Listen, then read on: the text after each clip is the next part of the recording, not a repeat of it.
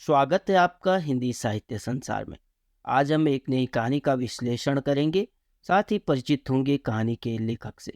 तो आज की कहानी है एक नए किस्से का जन्म, जिसके लेखक हैं सुरेश उनियाल। यह कहानी उत्तरांचल का हिंदी साहित्य पुस्तक में भी उद्धृत है, जो विभिन्न विश्वविद्यालयों एवं विभिन्न संस्थानों के पाठ्यक्रम में संबद्ध है। साथ ही उत्तराखंड की प्रतियोगी परीक्षाओं की दृष्टि से भी लेखक का जीवन परिचय और उनकी रचनाएं महत्वपूर्ण है। तो आइए पहले परिचित होते हैं लेखक की जीवनी से। प्रसिद्ध कहानीकार सुरेश उनियाल का जन्म 4 फरवरी 1947 को उत्तराखंड के देहरादून जिले में हुआ था। पहले विज्ञान वर्ग से इन्होंने अपनी शिक्षा पूरी की, तत्पश्चात एमए हिंदी से किया। बचपन से ही Premchand, Sharat Chandra Chattopadhyay, Erle Stanley, Agatha Christie, James Hadley Chase के साहित्य का इनके व्यक्तित्व पर जबरदस्त प्रभाव पड़ा। इनकी प्रारंभिक कहानियां कहानीकार और अणिमा जैसी तत्कालीन पत्रिकाओं में छपी, जिससे साहित्य की तरफ इनका अधिक रुझान बढ़ा। सन 1973 में ये देहरादून से छोड़कर दिल्ली चले गए थे। यहाँ मुक्तिबोध के चिंतन ने सुरेश उनियाल को अंदर तक स्पर्श किया और इनके लेखन में फंतासी का तत्व संभवतः उसी प्रभाव का यथार्थ रूप है। 1977 में लेखक ने शारिका नामक प्रतिष्ठित पत्रिका ज्वाइन की और यही काल उनके लेखन का स्वर्ण युग था। विज्ञान का छात्र होने के नाते उन्होंने वैज्ञानिक तथ्यों और पर्यावरण को कहानियों का हिस्सा बनाया। सुरेश उनियाल जी सारिका पत्रिका के संपादकीय विभाग में लगभग 2 दशकों तक कार्य करते रहे। साथ ही दिनमान टाइम्स और सांध्य टाइम्स में भी ये कार्यरत रहे। पिछले 5 दशकों से लेखनरत लेखक की प्रकाशित प्रसिद्ध पुस्तकें हैं यह कल्पना लोक नहीं, कहीं कुछ गलत, क्या सोचने लगे, विज्ञान और विनाश, पहली पीढ़ी के सितारे, एक अभियान और। इसमें से क्या सोचने लगे और एक अभियान और इनके प्रसिद्ध कहानी संग्रह है। तो आइए अब उनकी कहानी एक किस्से का जन्म का विश्लेषण करते हैं। तो आज की कहानी है एक नए किस्से का जन्म, जिसके लेखक हैं सुरेश उनियाल। कहानीकार सुरेश उनियाल ने यह कहानी आत्मपरक शैली में लिखी है। पात्र अपनी ही कहानी बता रहा है, जो संभवतः स्वयं लेखक ही प्रतीत होता है। कहानी में किसी भी पात्र का नाम सामने नहीं आता है। लेखक द्वारा दादा, पिता, बेटे के रूप में 3 पीढ़ियों के बीच घटी घटनाओं और उनके विचार वैविध्य को लेकर कथानक का निर्माण किया गया है। कहानी का मुख्य पात्र बताता है कि वह दिल्ली से अपने पिताजी की मर्जी के खिलाफ गांव जा रहा था। वह अपने अतीत की खोज में उत्तराखंड के पर्वतीय क्षेत्र में स्थित अपने गांव जा रहा था। पात्र अपने पूर्वजों का ऐतिहासिक परिचय देता है कि उनके पूर्वज बिहार के मिथिला क्षेत्र से आकर गढ़वाल बस गए थे। यहीं वे टिहरी रियासत में राजा के दरबार में ज्योतिष का कार्य करते थे। उसके पूर्वज प्रकांड ज्योतिष और तंत्र विद्या के जानकार थे, जिन्होंने एक बार मंत्रों के बल पर कांसे की थाली को आकाश में भेजकर पूरी प्रजा को चांद चमकने का एहसास करवाया था। ऐसा करने के पीछे कारण ये था कि ज्योतिष के रूप में उन्होंने एक बार गलती से अमावस्या के दिन पूर्णिमा बता दिया, तो लोग उनका मजाक बनाने लगे। जब उन्होंने तंत्र विद्या से कांसे को चांद जैसा चमकाया तो सब ने उनसे माफ़ी मांगी और उनकी विद्या के कायल हो गए। ऐसे ही एक बार लंबी यात्रा के दौरान उन्हें प्यास लगी, तो उन्होंने किसी औरत से घर के आगे लगी बेल से खीरे मांगे। जब उन्होंने नहीं दिए तो उन्होंने मंत्रों से खीरे के बेल को अपने पीछे चलवा दिया। जब गांव के एक बुजुर्ग ने ये देखा तो उसने गांव वालों से मिलकर उसके दादा से माफ़ी मांगी। लेखक कहानी के बीच बीच में अंधविश्वास और लोक रूढ़ि का प्रभाव कम करने के लिए कथानक में पात्र के माध्यम से स्पष्ट करते हैं कि ऐसे किस्से दरअसल प्रभाव बनाने के लिए होते हैं। कहानी का मुख्य पात्र बताता है कि उसके पिता इन किस्सों पर विश्वास नहीं करते थे। उसके पिता मानते थे कि हमारे पुरखे अपना प्रभाव जमाने के लिए ऐसे किस्से खुद प्रचलित करते थे। उसके दादा जिसे तंत्र सिद्धि कहते थे, उसके पिता उसे झाड़ फूंक कह देते थे, इसलिए उनके बीच अक्सर झगड़ा ही रहता था। उसके पिताजी ने लखनऊ से ग्रेजुएशन किया था और वे सिविल सर्विस की परीक्षा देना चाहते थे, लेकिन दादा ने इसकी अनुमति नहीं दी, क्योंकि दादा अपने इकलौते बेटे के द्वारा ही खानदानी विद्या को आगे बढ़ाना चाहते थे। बस उसी समय पिताजी ने दादाजी और ओझा गुरुओं के खिलाफ विद्रोह किया और वे दिल्ली चले गए, जहां उनकी सरकारी नौकरी लग गई।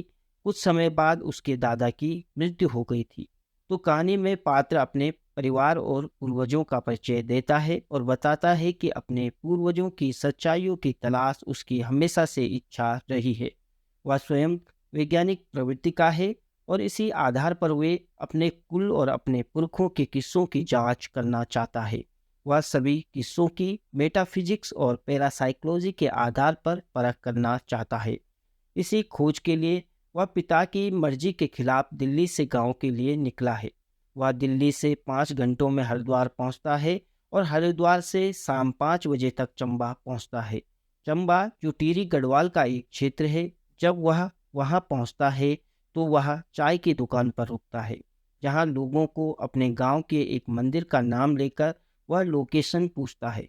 गांव का पता न पूछकर वह मंदिर का पता पूछने के पीछे कारण भी बताता है कि अगर वह गांव का नाम लेकर पूछता है तो पहाड़ के लोग अपनी आदत के अनुसार पूरी तहकीकात कर बैठेंगे और रिश्ते भी निकालना शुरू कर देंगे।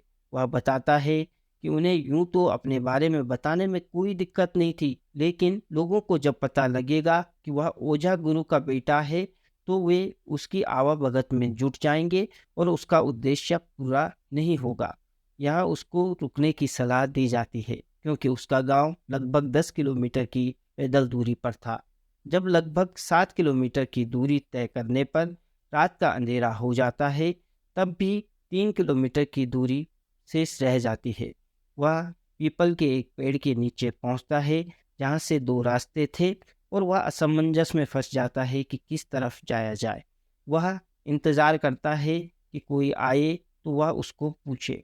यही रुमाल बिछाकर वह बैठ जाता है। तभी आगे से हाथ में लाठी लिए एक अधेड़ उम्र की महिला आती है और अपने गांव का नाम बताते हुए दिल्ली से आने की बात बताता है। महिला सीधे पूछती है कि क्या वह ओझा गुरुओं का बेटा है। वह इस बार कुछ झूठ नहीं बोलता है और गर्दन हिलाते हुए स्वीकार कर लेता है। वह महिला बताती है कि वह उसकी दादी लगती है और उसे आगे जाने की बजाय वह झोपड़ी में रुकने के लिए कहती है। वह उसे मंडुए की रोटी और चटनी खिलाती है। उसके बाद वह सो जाता है। आधी रात झोपड़ी का दरवाज़ा खुलता है तो वही औरत सिर से गंजी होकर कच्चे सूत की डोरी लेकर उसके पास आ जाती है। ये देखकर उसका शरीर जड़वत हो जाता है। उसके मुंह से अनायास ही डायन शब्द निकलता है। अब उसे पिताजी के दिल्ली आने से पहले का डायन का किस्सा याद आ जाता है। वही डायन जो उन दिनों गांव में बच्चों की मौत का कारण बन रही थी। वह डायन गांव की एक महिला ही थी, जिससे गांव वालों को उसके दादा ने ही निजात दिलाई थी। दादा ने उस औरत के घर पर ऐसी कील लगाई थी जिससे औरत अपने घर के दरवाजे के अंदर ही डायन की शक्तियों का प्रयोग कर सकती थी। तब उसे अपने पिता की तरह डायन वाली बात सच्ची नहीं लगती थी। उस रात डायन के हाथ में सूत देखकर वह अपनी मौत निश्चित मान बैठता है। लेकिन उसी वक्त उसके पिता सामने आ जाते हैं और उस डायन को कहते हैं, तेरी यह हिम्मत कि ओझा गुरुओं के परिवार के कुलदीपक पर बुरी नजर डाले। आज मैं तुझे हमेशा के लिए मुक्ति देता हूँ। वह बताता है कि इस तरह पिता ने उस औरत को कुछ मंत्र पढ़ते हुए बांध दिया और उसे आराम से सोने को कहा। अगले दिन उसे तेज बुखार था और जब भीड़ की आवाज़ से उसकी नींद खुली तो एक वृद्ध उसे उठाता है। फिर गांव के लोग उसे उठाकर गांव ले आते हैं। लोग आपस में चर्चा करते हैं कि शायद वह थक कर उस खंडर में गया होगा जहां लोगों को डायन का भूत दिखाई देता है। 3 दिन बाद जब वह स्वस्थ होता है तो लोग उसका नाम पता जानना चाहते थे। तभी एक बुजुर्ग के पूछने पर वह अपने बारे में सब कुछ बताता है। तो बुजुर्ग कहता है, उसके पिता भले ही ओझा गुरुओं का विरोध करते हों, लेकिन ओझा गुरुओं की कृपा ही है जिसकी वजह से उसकी रक्षा हुई। दिल्ली आकर वह पिता को पूरा किस्सा सुनाता है और पूछता है कि उन्हें कैसे पता लगा कि वह खतरे में है और दिल्ली से इतनी जल्दी वे उस रात को कैसे पहुंच गए। तो पिता सिर पकड़कर बैठ जाते हैं। उन्हें अब गुस्सा गांव जाने की बात को लेकर नहीं आ रहा था, बल्कि इसलिए गुस्सा आ रहा था कि उसकी बेवकूफ़ी की वजह से उनके कुल को लेकर एक नए किस्से का जन्म हो गया। तो इस तरह अपने नाम एक नए एक किस्से का जन्म की सार्थकता सिद्ध करते हुए कहानी पूरी होती है। जैसा कि कहानी के प्रारंभ में हमने यह स्पष्ट किया कि यह कहानी आत्मपरक शैली में लिखी गई है, जिसमें कथानक मैं शैली में आगे बढ़ता है और कहानी पढ़कर प्रतीत होता है जैसे पात्र स्वयं लेखक ही हों। इस कहानी के परिप्रेक्ष्य में लेखक की घोषणा है, एक नए किस्से का जन्म कहानी में मैं एक खोजी हूँ जो आज के नौजवान की तरह सुनी सुनाई बातों को नहीं मानता। वह खुद उनकी सच्चाइयों को परखना चाहता है। गांव में उसके पहले अनुभव को भी मैं अपनी ओर से कोई अर्थ नहीं देना चाहता।